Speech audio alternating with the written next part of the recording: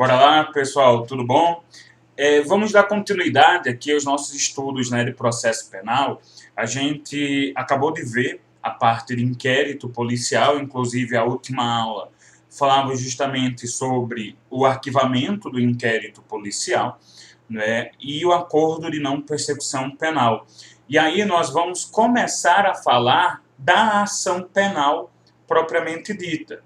Então, o que acontece?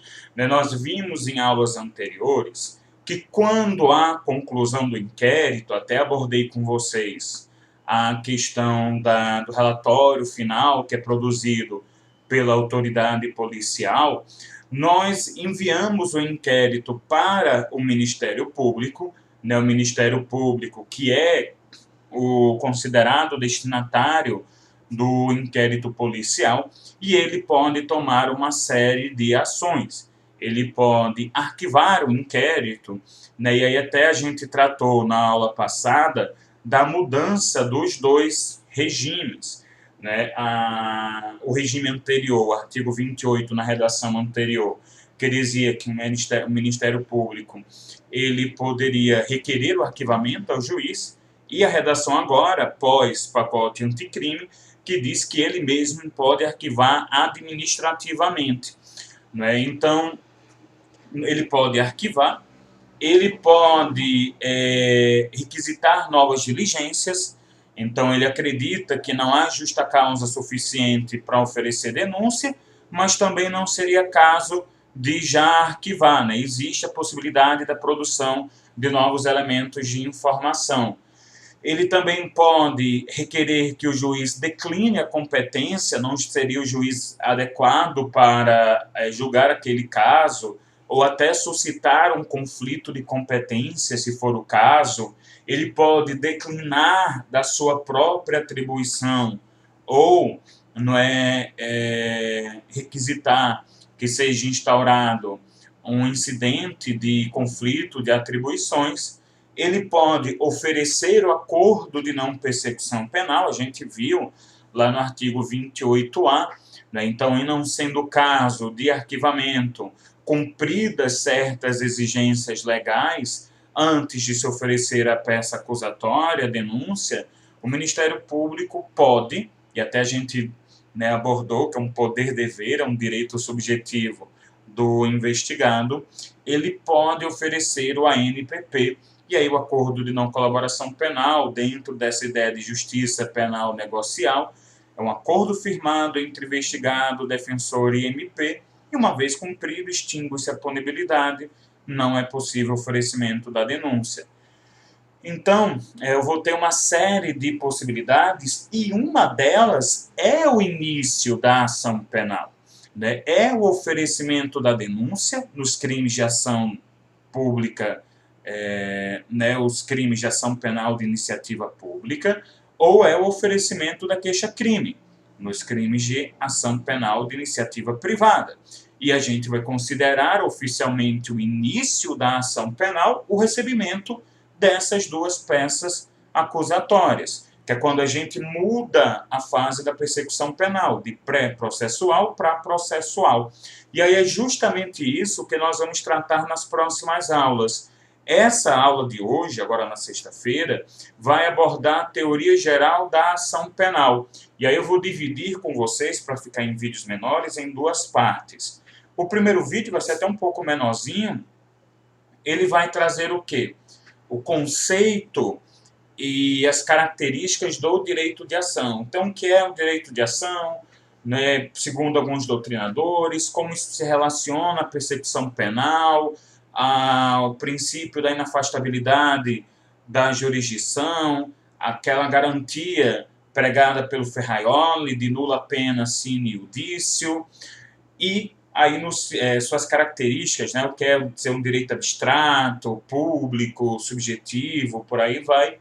E aí no segundo bloco de hoje, na segunda parte, nós vamos trabalhar com as condições da ação e os pressupostos processuais. E abordar a classificação do artigo 100 do Código Penal, tá certo? Que é a classificação da ação penal baseada na tutela jurisdicional e a classificação subjetiva.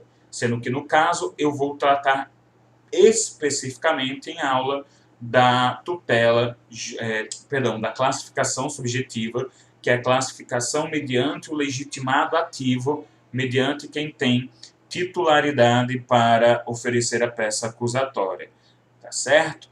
E aí, na semana que vem, vão ser postados vídeos específicos. Então, ação penal pública incondicionada, ação penal pública condicionada, representação ou requisição, ação penal de iniciativa privada, e aí, né, as diversas formas desse tipo de ação penal. Tranquilo? Então, bora lá começar a trabalhar com a ação penal, que é o direito de ação, propriamente dito. Né? Porque para eu poder definir a ação, eu vou ter que definir, obviamente, o direito de ação. E aí eu trago duas definições muito interessantes, uma do Frederico Marques e a outra do Aury Lopes Júnior.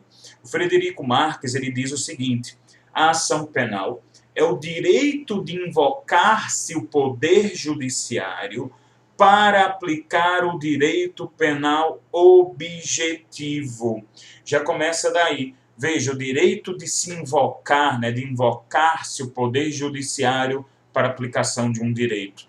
Isso porque, pelo princípio da imparcialidade, que a gente viu em sala, né, até estou falando aqui com os alunos do ONU, o princípio, um dos princípios bases do sistema acusatório, o juiz ele deve ser imparcial, e aí até a gente viu, né, a imparcialidade objetiva, a imparcialidade subjetiva, e isso faz com que ele deva ser inerte. Portanto, o Poder Judiciário não pode instaurar um processo judicial ex officio sem a devida provocação. Eu até comentei isso com vocês quando falei em instauração de inquérito policial, sobre a discussão que existe entre doutrinadores se seria constitucional possibilitar a instauração de inquérito mediante requisição do juiz, né, do magistrado. Então, o direito de ação, né, ação penal, é um direito, é direito de ação, de invocar o judiciário, de começar a ação penal propriamente dita, para que nela seja aplicado o direito penal objetivo. E aí continua, né, o Frederico Marques.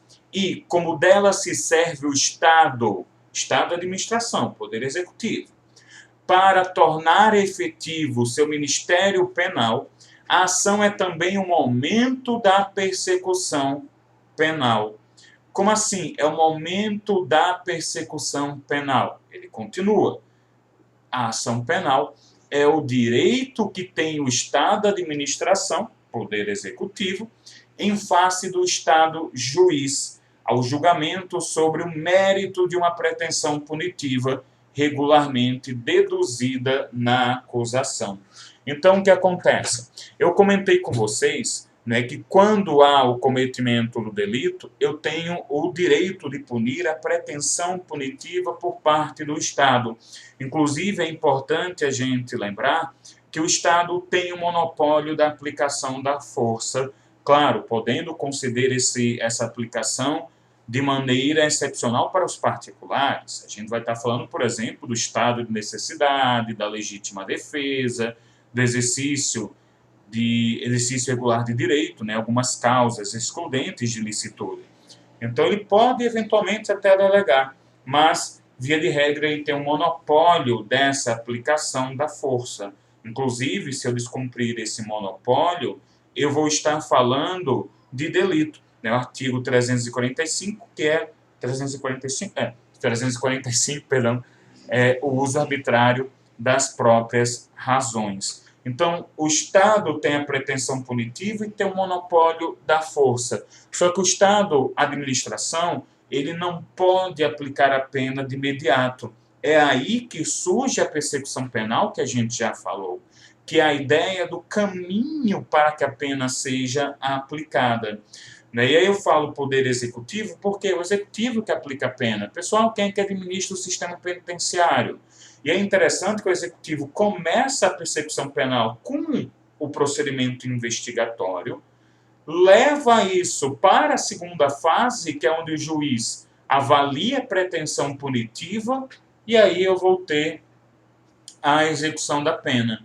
Né? Inclusive, até por isso que alguns doutrinadores, eu cheguei a comentar com vocês, né, consideram que eu não teria duas fases da persecução penal, mas eu teria três, contemplando a execução penal. Mas, para a maioria que entende que eu tenho duas fases da persecução penal, justamente, né, eu vou falar aí tanto da fase pré-processual, a fase de investigação, que segue mais o modelo inquisitivo, e vou até dizer que é o modelo inquisitivo mitigado, porque já há vários elementos acusatórios hoje em dia, e tem uma fase da ação penal propriamente dita, a fase processual, que é predominantemente acusatória, tá certo? Por causa da Constituição Federal, por causa de diversos entendimentos do STF, e agora o artigo 3º-A, novo artigo 3º-A do Código de Processo Penal. Então, eu vou ter o direito de ação justamente para iniciar a segunda fase da persecução, a fase no qual o Estado me dará um título executivo judicial. É nada mais, nada menos isso que a sentença penal condenatória transitada em julgado é. É um título executivo e um título executivo judicial. Não é extrajudicial, não é contratual.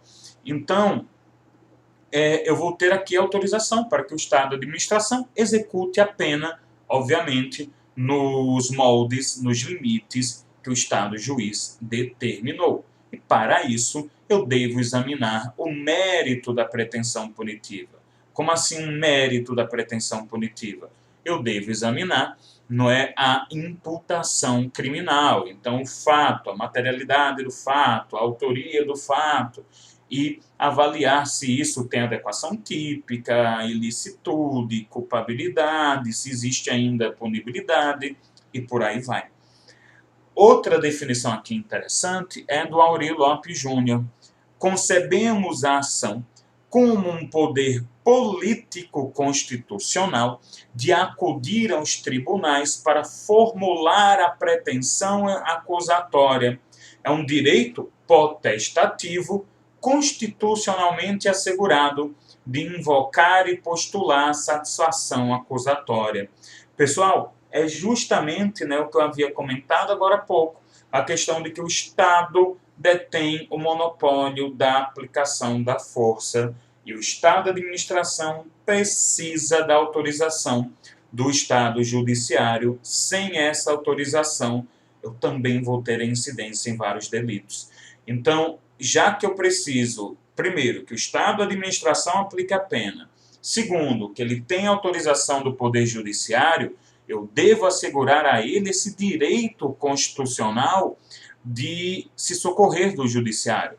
Daí, eu tenho o princípio da inafastabilidade do controle judicial, né? O artigo 5º, inciso 35 da Constituição Federal. Tá certo? Justamente de que eu não posso me afastar, eu não posso simplesmente recusar a aplicação da lei. O Poder Judiciário não pode se afastar disso. E, claro, além da inafastabilidade do controle judicial, eu devo me atentar ao devido processo legal. Não apenas eu tenho um direito constitucional de invocar o Poder Judiciário, mas uma vez que eu invoque, ou seja, que eu o provoque e seja instalada a ação penal, ela deve obedecer o devido processo legal, conforme o artigo 5º, inciso 54 da Constituição Federal. Então, eu devo obedecer esse princípio, né, o due process of law, tudo que é decorrente dele. Princípio da publicidade, princípio da ampla defesa e contraditório, e por aí vai. Certo? Continuando aqui, eu tenho esse direito de ação com algumas características. Ele vai ser considerado um direito autônomo, um direito abstrato, subjetivo e público. Tá certo? Primeiro, o que significa ser um direito autônomo? O Nestor Távora vai dizer o seguinte: é um direito que não se confunde com um direito material que se pretende tutelar. O direito de ação é pré-existente, a própria pretensão punitiva do Estado, que surge como ocorrência da infração penal. Então, é o seguinte, o Estado ele tem o direito de ação. Esse direito de ação, inclusive, que até vai ser exercido na prática, no processo penal, por outros sujeitos de direito. Né? Porque não é o Estado, o Poder Executivo, que propõe a denúncia ou queixa-crime. Vai ser a vítima, o seu representante legal, na ação penal de iniciativa privada, vai ser o Ministério Público, né, segundo aí artigo 127, 129 da Constituição Federal, na ação de iniciativa pública. Então, eu tenho um direito de ação, que é, inclusive, exercitado por eles, e esse direito de ação, que é o direito de ação, né, que ele é um direito que surge com a própria personificação jurídica do Estado, né, um direito inerente a ele.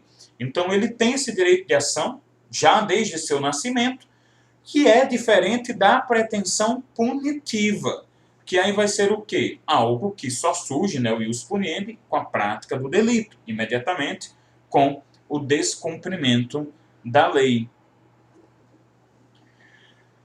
Já quando a gente fala de direito abstrato, qual é a ideia? É que esse direito, ele independe do provimento jurisdicional. Ou seja, independe se vai ser considerado culpado aquele indivíduo ou vai ser considerado inocente, se vai ser considerado justo, se vai ser considerado injusto. Então, eu não tenho que, ao propor uma ação, já garantir o resultado.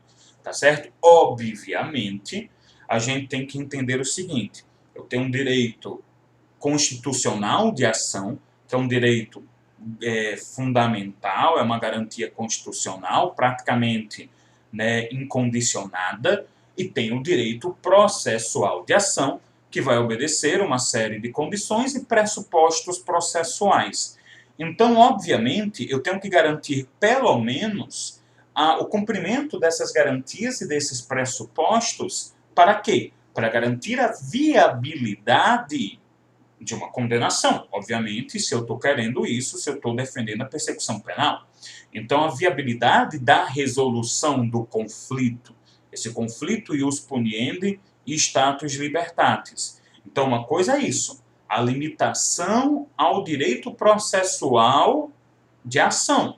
E mesmo assim, eu ainda não tenho que garantir se é culpado, inocente, etc. Tenho que garantir condições mínimas para tanto, para esse provimento que eu pretendo. Mas, se eu pensar no direito constitucional de ação, aí sim que é um direito abstrato, independente dessas condições, dessas características que, né, estão aí dispostas. E tem mais o seguinte: quando a gente fala de direito de ação constitucional e direito de ação processual, né, o direito processual de ação, o direito processual de ação, com suas condições e seus requisitos processuais, é muito mais o direito de ter o provimento de mérito, ou seja, o direito da ação ser recebida, né, da queixa ou da denúncia não serem rejeitadas, serem recebidas, eu instalo a ação penal e eu, a partir daí, tenho a condução da instrução e posteriormente julgamento. Já quando a gente fala o direito constitucional de ação, é o direito de ter o provimento jurisdicional. Pode ser, inclusive, a rejeição da denúncia. É um provimento jurisdicional. Né? Então, justamente, independe de qual vai ser o meu resultado, eu tenho um direito de ação. Eu também tenho a característica da ação, do direito de ação, ser um direito subjetivo. O que quer dizer isso? Né? Veja só essa definição aqui. O titular pode exigir do Estado juiz a pretensão jurisdicional. Então, o direito de ação constitui uma faculdade ou dever de agir com a finalidade de obter tutela a determinado interesse. Então, eu tenho um direito que pertence a um indivíduo, tá certo? Esse indivíduo pode ser o Ministério Público, e aí ele não tem mero direito, ele não tem mera possibilidade, ele tem um dever de propor a ação, né? Quando eu tenho uma ação penal pública, o Ministério Público ele se pauta pela obrigatoriedade da denúncia, tá certo? E do outro lado eu vou ter o particular que tem o direito de agir. Então, o ofendido, o seu representante legal, eventualmente um curador especial nomeado, né, no falecimento do ofendido, os seus sucessores processuais, e então a eles pertencem esse direito, um direito que foi passado pelo Estado. Agora, o que ele não passa, e é importantíssimo, é a pretensão punitiva. Então, por mais que o Ministério Público possa propor o início da ação penal, por mais que o particular também possa provocar o Poder Judiciário, quem executa a pena não é nenhum deles. Quem executa a pena é o Poder Executivo, é o Estado, a administração. E para concluir, a última característica de que é um direito público. Como assim um direito público? Eu não sei se está escutando, passou uma moto aqui. O que é um direito público? Porque eu tenho uma relação vertical. Eu tenho uma relação que é de natureza jurídica pública, ou natureza de direito público. Isso não é só o direito de ação no processo penal. Isso é teoria geral do processo, isso é o direito de ação de maneira geral. Ah, professor, mesmo quando um particular processa o outro, né, porque deve ser direito público, porque o MP processando o réu. Não, mesmo quando particular, mesmo quando é o querelante, né, a vítima que se torna querelante com a queixa-crime, mesmo ele, quando oferece a queixa-crime, eu ainda tenho uma relação com o Estado, uma relação de direito público, por quê? Eu tenho dois indivíduos que têm um conflito de interesses, de um lado o ius puniendi, do outro a intenção de se manter liberdade, né, o chamado status libertatis, e isso vai ser resolvido por esse terceiro ente imparcial, sem interesse definido na resolução do conflito, está acima deles, que é o Poder Judiciário. Então, eu tenho essa relação vertical que é típica de direito público, tá certo? E, além do mais, nós temos uma questão aqui envolvida que, além do fato de processo já ser de direito público, direito penal já é de direito público. Então, a matéria, o conteúdo material desse processo aqui presente também será, porque fala justamente de uma relação vertical do Estado punindo o indivíduo. Tá certo? Então, a gente fica por aqui no primeiro bloco, com essa introdução à teoria geral da ação penal. Próximo bloco, nós vamos trabalhar condições e pressupostos.